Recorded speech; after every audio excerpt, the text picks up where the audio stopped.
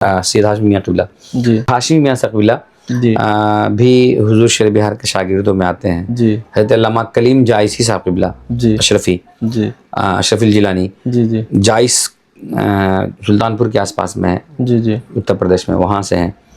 حضرت علامہ مفتی ظہیر الدین صاحب قبلہ بہت اسماعیل حبیب مسجد کے خطیب و امام رہے ہیں، 40 سال کے آس پاس ہو گیا ہوگا. جی جی حضرت بھی حضرت کے شاگرد ہیں.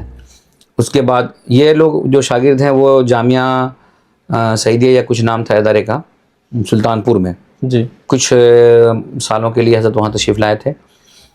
تو وہاں یہ لوگ تھے جن کا نام میں نے لیا ابھی. جی جی اس کے علاوہ ہندوستان کی ایک بہت بڑی درسگاہ ہے دارالعلوم علیمیہ جمدہ شاہی، جی وہاں کے جو شیخ الحدیث صاحب تھے، ابھی حضرت کا ریٹائرمنٹ ہوا ہے وہاں سے، اور ابھی جامعہ صوفیہ میں ہے غالباً کہ چوچا مقدسہ میں، مفتی الحاج قمر عالم صاحب قبلہ جی شیخ الحدیث تھے وہاں، وہ بھی حضور شیر بہار قبلہ رحمہ کے شاگرد ہیں. یہ ایسے نام ہیں جو مطلب محتاج تعارف نہیں ہیں. جی جی دنیا علم و جانتی فن میں ہے. جی جی ان کا ایک بڑا نام ہے، بہت بڑا. جی اور کہتے ہیں نا کہ شخصیتیں اپنے بعد والوں سے پہچانی جاتی ہیں. حضرت علامہ مفتی قمر الزمان صاحب قبلہ یہ حضور شیر بہار قبلہ رحمہ کے شاگردوں میں ہیں. حضرت علامہ حسن رضا خان صاحب قبلہ PhD پٹنہ. جی اس کے بعد ایک ماہر رضویات حضرت علامہ ڈاکٹر غلام مصطفیٰ نجم القادری صاحب قبلہ، جی جی یہ اور بھی بہت سارے ایسے نام ہیں. یہ وہ علماء کرام ہیں جو ہندوستان بھر میں مشہور ہیں. ماہر رضویات ہے علامہ امجد صاحب قبلہ جی جو ادارہ شریعہ پٹنہ کے مفتی ہیں. اور اس طرح بہت سارے نام ہیں. جی جی یہ وہ لوگ ہیں جو بہت بڑی بڑی شخصیتوں کے خود شخصیت ہیں. بنی ہے. جی جی ہاں یہ لوگ خود شخصیت ہیں جن کا میں نام لے رہا ہوں موجودہ دور میں. یہ لوگ خود شخصیت ہیں، جی جی جی ہے نہیں. ان کے شاگرد بھی مجھ سے بہتر علم والے لوگ ہیں. جی جی جی ٹھیک ہے. بے شک تو اتنی بڑی شخصیتیں حضرت کے شاگردوں میں شاگردوں میں. اور حضرت کے احترام کرنے والوں میں. جی جی اللہ کا فضل ہے کہ مجھ جیسے ادنا لوگوں کو بھی حضرت کے شاگردی کا شرف حاصل ہوا. جی نعت خوانی میں شروعات آپ نے کب کری ہے؟ اس میں کون سے سن میں؟ دیکھیں نعت پاک تو میں بہت بچپن سے پڑھا، بہت چھوٹی عمر سے پڑھا ہوں. اسٹیج پہ؟ ہاں اسٹیج پہ بھی. جی. بس یہ کہ وہ گاؤں کا اسٹیج تھا، جی بعد میں باہر کا اسٹیج ہوا جب اپنے گاؤں کی مسجد کی دیوار کے کنارے جو چوکی وغیرہ والا دور تھا جی محفل میلاد کا. جی مجھ کو یاد ہے وہ بچپن کی نعتیں جی جسے پڑھتا تھا، در پہ آقا کسی دن بلا لیجئے، اپنے قدموں میں مجھ کو سلا لیجئے، جی ہے نہیں. ایک کلام پڑھتا تھا بچپن میں، نور کی کرن پھوٹی آپ کے گھرانے سے، جی دو جہاں ہوا روشن آپ ہی کے آنے سے. یہ حیدر لاری صاحب کا پڑھا ہوا کلام سب تھا. اور بھی بچپن میں ایک کلام پڑھتا تھا وہ ظفر جلال پوری علیہ رحمہ کا، کاش ایک بار دیکھ لوں حضور کا مزار، کاش ایک بار. تو یہ کچھ کلام تھے ایسے جو بچپن میں ہم لوگ گنگناتے تھے، بچے پڑھتے تھے چھوٹی عمر میں. جی جی اور پھر اس کے بعد جب مقصود پور چلے گئے تو وہاں سے شروع ہوا. ہمارے گاؤں میں ایک جلسہ ہوا تھا جس میں دلکش بھائی شاعر ہندوستان دلکش رانچی صاحب آئے تھے. جی انہوں نے پڑھا تھا کلام چل چل چل مدینہ چل، جی شہر مدینہ جانا ہے، زخم جگر دکھلانا ہے، جی آج نہیں تو کل. تو اور یہ ایک کلام اور پڑھا تھا انہوں نے، لکھوں نعت نبی کھینچوں سراپا روئے انور کا. جی تو میں جب بعد میں مقصود پور سے آیا نا تو مسجدوں میں پہلے اپنی طرف رواج ہے جمعہ کے دن اکثر مائک وغیرہ بجایا کرتے ہیں لوگ. جی جی تو اس میں بج رہا تھا، میں اپنے گھر کی چھت پہ بیٹھ کے لکھ رہا تھا اس کو. جی اسی کو جب مدرسہ گیا تو بز میں پڑھ دیا چل چل مدینہ چل کو، جی اور وہی حضور شیر بہار قبلہ علماء کو سنایا. اور وہیں سے ٹرننگ پوائنٹ آئے کہ میں ان کے پاس سنانے لگا نعت پاک. جی اور پھر آگے کا سفر بھی ہوا دھیرے دھیرے.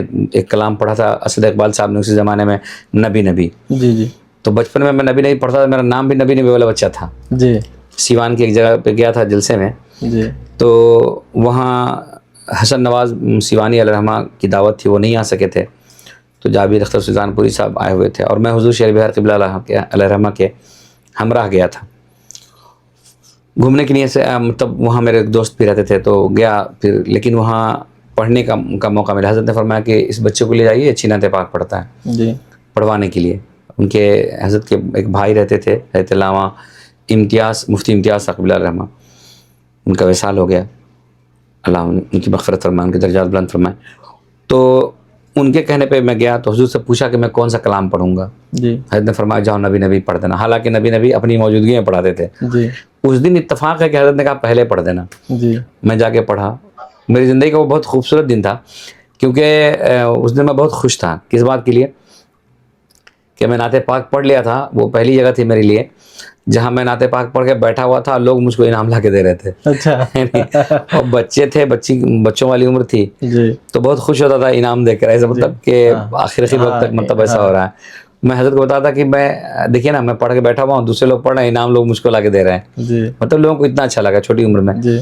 बाद में बड़ी उम्र तक भी लोग बोलते रहे कि हजरत वो नबी नबी वाला बच्चा जो है आपका, वो कहाँ है। जब बड़ा हुआ तो कह रहे इतना बड़ा हो गया नबी नबी वाले बच्चा।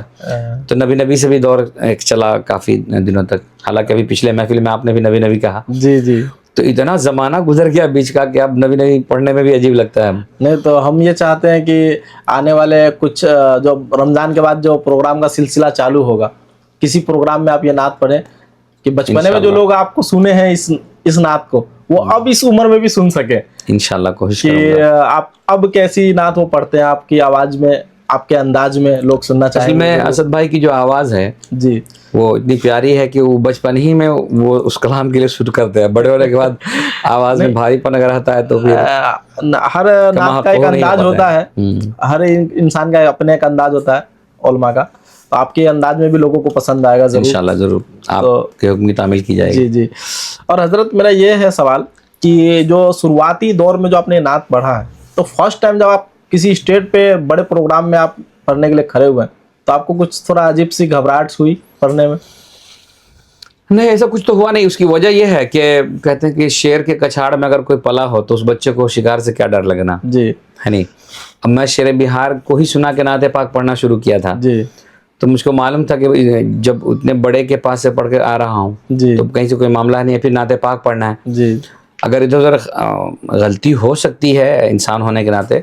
नहीं, बहुत सारे ऐसे लोग बोलते हैं ना कि मजमा को देख के इंसान घबरा जाता है, फिर वो गलत लाइनें पढ़ने लग जाता है। घबराहट में कई बार ऐसा होता है। ऐसा नहीं, उसकी वही वजह घबराहट की ये है कि आदमी जब छोटे से मजमे में बोलने का आदी रहता है, फिर बड़े मजमे में जाता है तो थोड़ी घबराहट होती है। भीड़ की वजह से घबराहट हो जाए अलग बात है, लेकिन चूंकि शख्सियत इतनी बड़ी शख्सियत के सामने जो खुद एक भीड़ के बराबर है, जी बेशक, तन्हा एक जात में ही कोई भीड़ छुपी है जी। तो जिससे सब घबराते हों उनको मैं सुना करके आगे बढ़ा हूँ, तो वहाँ घबराने का मतलब उनका दुआ था आपके साथ। अल्हम्दुलिल्लाह अल्हम्दुलिल्लाह। हजरत मेरा एक सवाल ये है कि आपकी कौन सी ऐसी नात है जो सबसे पहले मशहूर हुआ, जिससे आप जाने जगह दिलबर असलमी नाम से मशहूर हो गए आप, जो सबसे पहले वायरल हुई आपकी नात? असल में बहुत पहले जो है शुरुआती ज़माने में जी कुछ कलाम को पढ़ा था ऐसे, लेकिन जो मशहूर ज़्यादा हुई जो नाते, उनमें से एक कलाम था कितना अच्छा प्यारे नबी का जलसा शकरौली में। जी। शकरौली में एक प्रोग्राम कॉन्फ्रेंस हुई थी, उसमें पढ़ा था मैं। हज़रत हयात से थे उस वक्त जी। जब पढ़ा था, उसके बाद बहुत सालों तक हयात से रहे अल्हम्दुलिल्लाह। जी। तो हयात की मौजूदगी में पढ़ा था शुरू में, तो कई कलाम तो पढ़ा, उसमें कई कलाम पढ़ा था, लेकिन एक कलाम 3 बजे भोर में सोचा कि क्या पढ़ूँ, लाओ इसे पढ़ देता हूँ, जिसमें कई ज़बानें शामिल थी। भोजपुरी, हिंद, पंजाबी, बंगाली, नेपाली, ये सब के 1-2 शेर थे। जी। तो उसको मैंने यूं ही पढ़ा था कैसे, लेकिन किसी ने नेट पे डाला और वो लोगों ने उसको सराह लिया। अभी उसको मैंने देखा कि उसमें तकरीबन 1 करोड़ 4 लाख लोगों ने देखा उसको। तो उसके 1-2 शेर आप यहाँ भी पढ़ दें, हमारी ऑडियंस को भी 1-2 शेर उसमें से मशहूर, जो आपको भी लाइन अच्छी लगती हो। सेकंड पार्ट जल्द आएगा।